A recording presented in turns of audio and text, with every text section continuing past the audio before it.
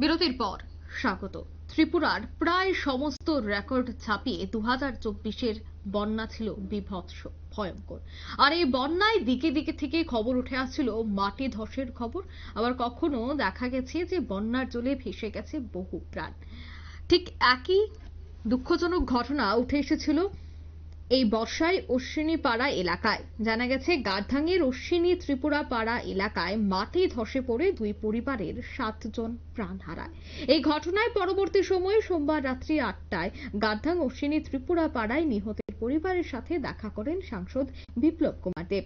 তিনি পরিবারের সদস্যদের সমবেদনা জানান এবং সরকারের সুযোগ সহায়তার আশ্বাসও দিয়েছেন। সাংসদ বিপ্লব কুমার দেব জানান, নিহতদের পরিবারকে রাজ্য সরকারের পক্ষ থেকে 4 লক্ষ টাকা প্রদান করা হবে এবং ডিজাস্টার ম্যানেজমেন্ট থেকে যাদের ঘর সম্পূর্ণ নষ্ট হয়ে গেছে তাদেরকে 95,000 টাকা প্রদান করা হবে। কি বলছেন সাংসদ বিপ্লব কুমার দেব, শোনাচ্ছি।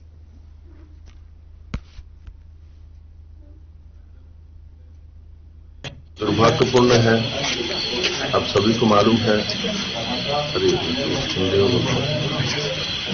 এটা অত্যন্ত দুর্ভাগ্যপূর্ণ বিষয়। প্রাকৃতিক দুর্যোগ তো মোকাবেলা করা ছাড়া আমাদের কাছে কোনো রাস্তা নেই, প্রকৃতির সঙ্গে তো লড়াই করা যায় না।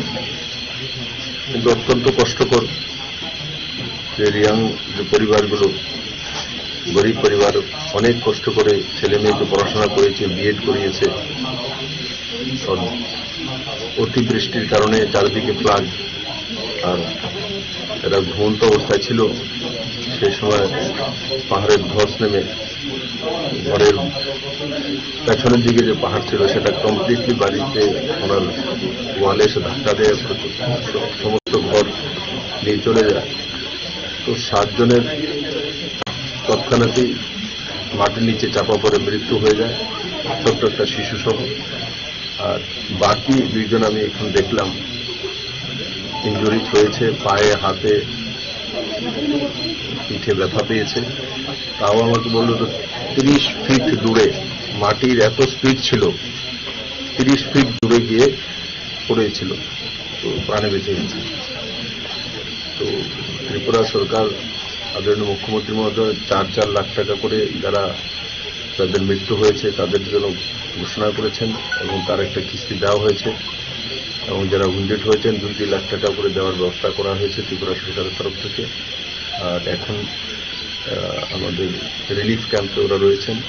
তো স্বাভাবিকভাবে বাড়িঘর তো সব শেষ হয়েই গেছে, তো রিলিফ ক্যাম্পেই থাকতে হবে। ততক্ষণে তাদের জন্য বাড়িঘর তৈরি করার যে ডিজাস্টার ম্যানেজমেন্টের মাধ্যমে প্রতি ঘর সম্পূর্ণ ডেস্ট্রয়েড হয়ে গেলে 95,000 মানে 1 লাখ টাকা সরকার তার মধ্যে দেবে। এডিএম এসছে, কম সময়ের মধ্যে যাতে তারা আবার বাড়িতে যেতে পারে সেই ব্যবস্থাগুলো রাজ্য সরকারের তরফ থেকে আমরা করব। আমি সেই 7 ব্যক্তির আত্মার প্রতি তার আত্মার সদ্গতি হোক ঈশ্বরের কাছে, সেটাই প্রার্থনা করব।